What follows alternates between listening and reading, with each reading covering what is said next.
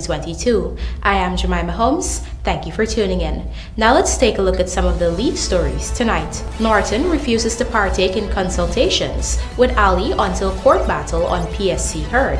Mindset change needed among citizens in order to develop Guyana, says President Ali. We can produce oil and gas as a responsible company, says EXXONMOBIL. ECD residents get issues resolved during ministerial outreach. And agriculture sector's global attention warrants developing of value-added goods. Now for the news in detail. While the government has reached out to opposition leader Aubrey Norton to have consultations with him on the continued acting appointment of Police Commissioner Clifton Hicken, Norton has poured cold water on such consultations until he has his day in court regarding the battle he has mounted over the Police Service Commission. Gerald Bryan reports. Government had written opposition leader Aubrey Norton in a letter dated June the 29th, inviting him to have consultations on the appointment of Acting Police Commissioner Clifton Hicken. On Friday, however, Norton moved to court seeking to quash the appointment of the Police Service Commission, PSC, and argued that Hicken's appointment was not valid. When contacted on Saturday about whether he intends to consult with President Dr. Irfan Ali, Norton made it clear he would not until his case is concluded. Legal action in the courts, and there can be no consultation until this matter is determined in the courts. So I don't know, they have already violated the law, so the matter is in the courts, and the courts will determine. In the letter to Norton, Minister of Governance and Parliamentary Affairs Gail Teixeira explained why Norton was not initially consulted on Hicken's appointment. Teixeira noted that at the time Hicken was appointed on March the 30th to fill the position left by the retiring Police Commissioner Nigel Hoppy, there was no opposition leader. She explained that in the interest of preserving peace, law and order, the President appointed Hicken to act rather than leave a power vacuum. Having already consulted the recently appointed PSC chairman, Teixeira explained that President Ali now invited written submissions from Norton on the matter by July the 4th. Gerald Bryan, The Evening News. While outlining his developmental vision for the country, President Dr. Irfan Ali called on Guyanese to change their outlook on national matters, noting that without a mindset focused on transformation, Guyana's prosperity will continue to be challenged. He made the remarks on Thursday during a forum at State House, wherein he apprised stakeholders on the gas-to-energy project and what such an initiative means for the country. Here are the details. Before he delved into the details about the gas-to-energy project, President Dr. Irfan Ali explained that the initiative must be examined within the wider construct of the country's national transformational agenda, which rests on 7 pillars. The 7th pillar, President Ali revealed, is mental transformation. He noted that this pillar was recently added after he took some quiet time to think about what's happening in the country. We need to have a mental transformation in our society, because the scale of what we are doing is completely different from the way we think. From a business operational perspective, the scale is different from what we have imagined. The mental transformation talks about critical thinking and not this type of straight line analysis, and as I normally say, the word that I use a lot these days, the gaffing scenarios. Critical thinking, and it must lead to a mindset change. A mindset change.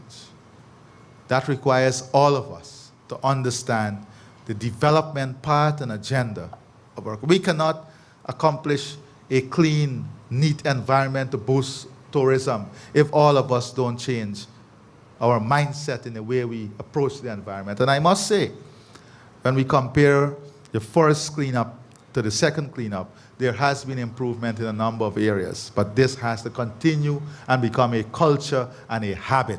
That is why I categorize it under this new head of mental transformation.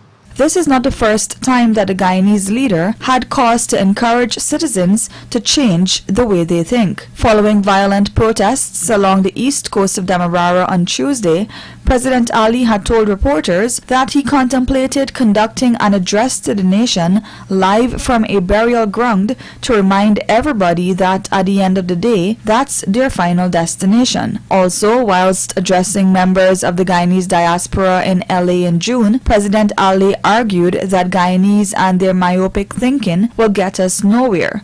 He was at the time defending his decision to allocate several acres of land in Guyana to be utilized by farmers of Barbados as the two countries seek to push the regional food security agenda. Meanwhile, the other pillars outlined by President Ali are associated with infrastructure, technology, services, energy security, food security, and human resources. Reporting for the Evening News, Davina Samaru. Head of EXXONMOBIL's upstream oil and gas, Liam Mallon, has affirmed that the company can produce oil and gas while at the same time meeting the goals of the Paris Agreement, an international treaty on climate change to which Guyana is a signatory. More in this report. Speaking at a forum organized by the Guyana government on Thursday, head of EXXONMOBIL's upstream oil and gas, Liam Mallon, expressed that the company is committed to creating sustainable solutions that improve quality of life and meets society's evolving needs. We fundamentally believe that in the energy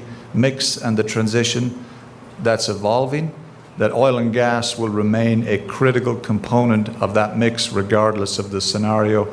And really importantly, we can produce oil and gas as a responsible company and at the same time lower emissions and meet the goals of the Paris Agreement. This balance, he said, is critical and distinguishing for EXXONMOBIL. He outlined that at the top of the company's strategic priorities is to be an essential partner in Guyana's development and transition towards greener energy. And we achieve being an essential partner when we achieve win-win solutions for our customers, our partners that are here today, our broader stakeholders, and of course, most importantly, for the communities in which we operate. Mallon added that the company believes in creating these affordable, low-emissions energy solutions, such as the government's gas-to-energy project earmarked for Wales on the west bank of Demerara. Initiatives like these, he indicated, advance global prosperity. And we intend to play the leading role in that energy transition. And in these ventures, he emphasized that the best way to get things done is through collaborative partnership. Working with governments, working with communities, being the most responsible partner, operator of choice is what we do every single day. And we're intent on sustainable development that will last long beyond when oil and gas may last. Reporting for the Evening News, Davina Samaru. Stay with us. More news ahead.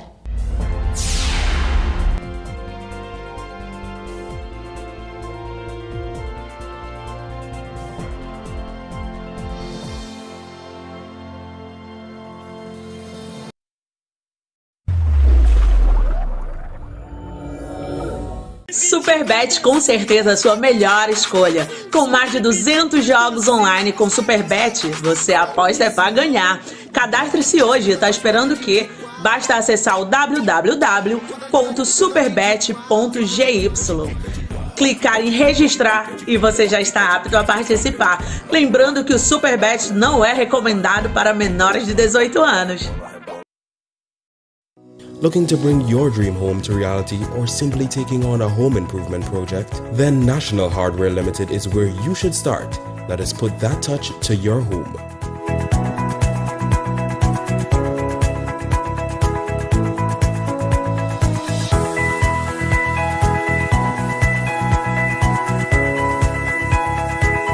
Choose from over 1,000 Berger Paint original hues for any surface.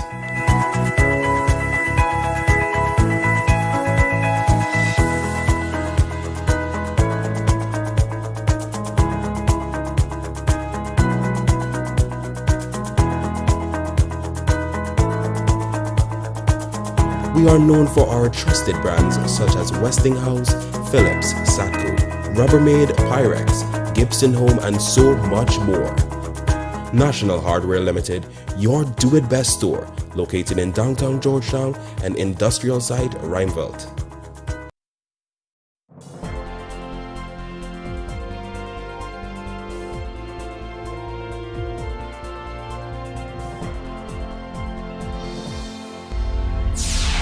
Welcome back. You're watching the Evening News. Residents of Buxton and Monrepo on the east coast of Demerara have received assistance on a number of matters following an outreach presented by the Ministry of Human Services and Social Security. Shane Marks tells us more. On Friday, the Ministry of Human Services and Social Security held an outreach in Buxton and Monrepos on the east coast of Demerara, where residents came out and received assistance. Fish vendors whose stocks were destroyed during the Monrepos protest received 70 pounds of fish. I feel good because I sell in 35 years in the market. In Monrepo market, all here we used to sell, and then we got it front there, then we got this bag there. Tomorrow we have to sell, so we could sell it. So we thank the government and the agriculture for whatever we get.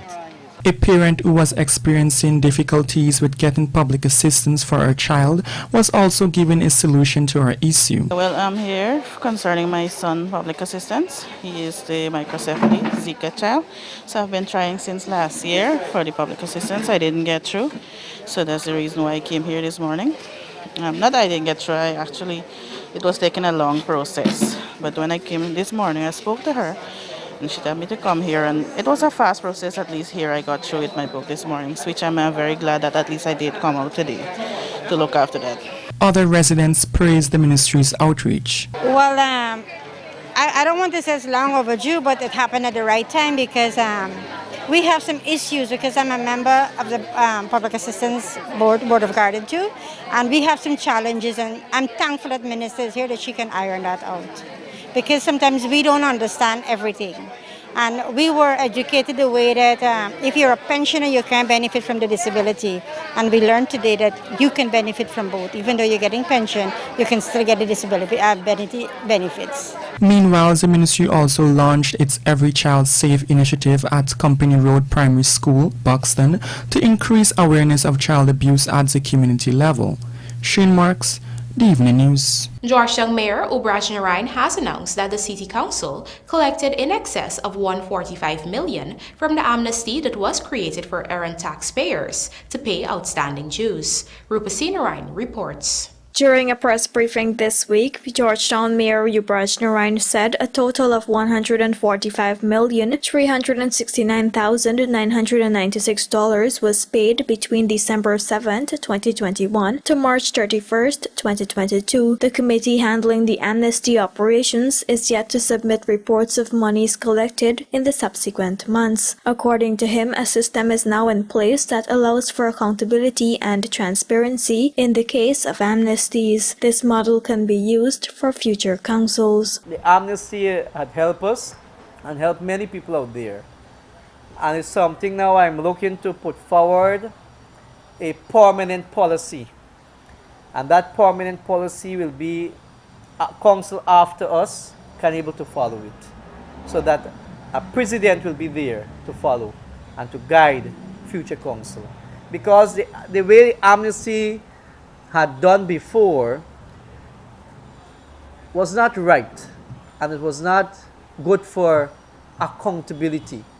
But the way we put it in the form, and it has to go to a committee, the committee and admin has to agree, the investigation has to launch, and all these things, record will be there. Before the amnesty was launched, the council had outlined that staffers were under the guidance of clear instructions when responding and handling amnesty cases in ensuring transparency. Any person, corporation, trust or other stakeholder required to pay their rates in the city were required to apply for such. An applicant was required to submit along with the application form, certified application of transport, title, lease, letter of administration, updated rate evaluation, among other documents. A special circumstances committee was created to decide on the respective exemption rates. Rupa Sinarain, The Evening News. Guyana's agriculture sector is garnering attention on the global stage, but this calls for the development of more value-added products using local produce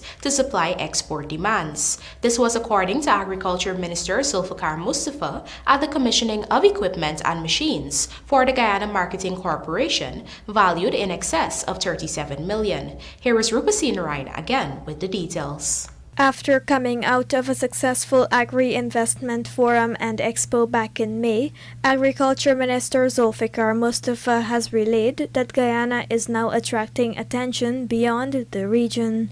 Taking this factor into account, he noted that there is need for more value-added products. I think Guyana is today attracting the attention not only regionally, but globally. Globally, and you will ask, or many persons would say, yes, Guyana is attracting the attention globally because of its oil and gas. Yes, the oil and gas, yes.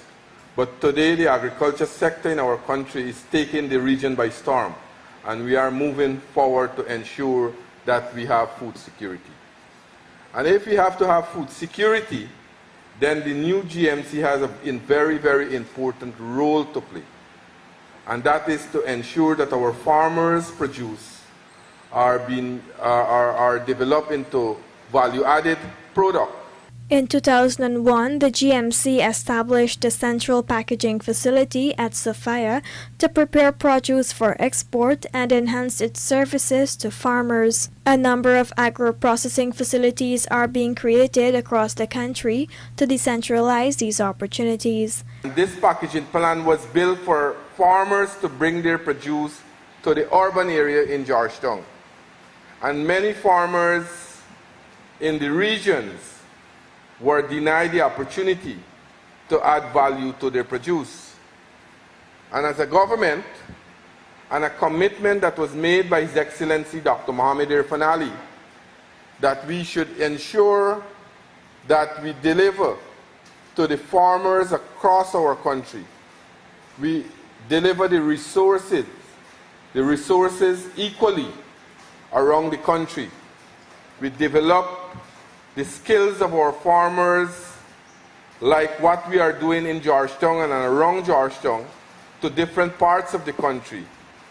That is why you will notice that over the last 20 months, we have seen a marked improvement in agro-processing across the country.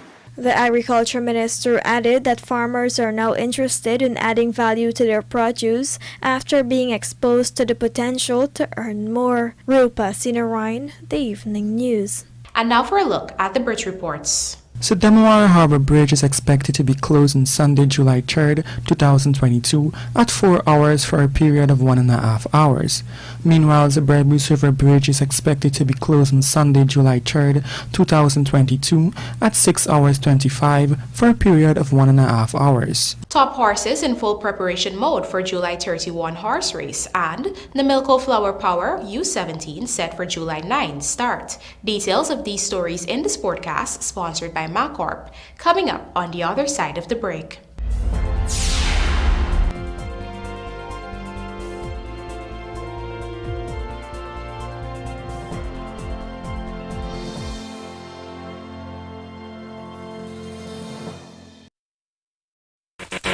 Moving, lifting, or bending, whatever the job, we at Sylvie's Variety Store have the right tools to make it happen. Pallet jacks and hand trucks for bonds and industrial sites, easy pickup and convenient maneuvers. Chain hoist from Roughneck and Northern Industrial, the perfect solution to lifting heavy objects. And then there's the 12-ton and 16-ton hydraulic pipe benders from 1/2 to 2 inch. We also stock the shop press machine from Northern Industrial. Sylvie's Variety Store stocks the tools to make it happen. Get the right seal right now from Industrial Supply of Guyana, Inc., your immediate SKF sealing solutions. The SKF Seal Jet Machine is capable of building seals from 5mm to 600mm in diameter in under 5 minutes. With technical support readily available, you can get a customized seal to suit virtually any industrial application, like buffer, rod, wiper, and piston seals. SKF Seal Jet Machine, now at Industrial Supply of Guyana, Inc.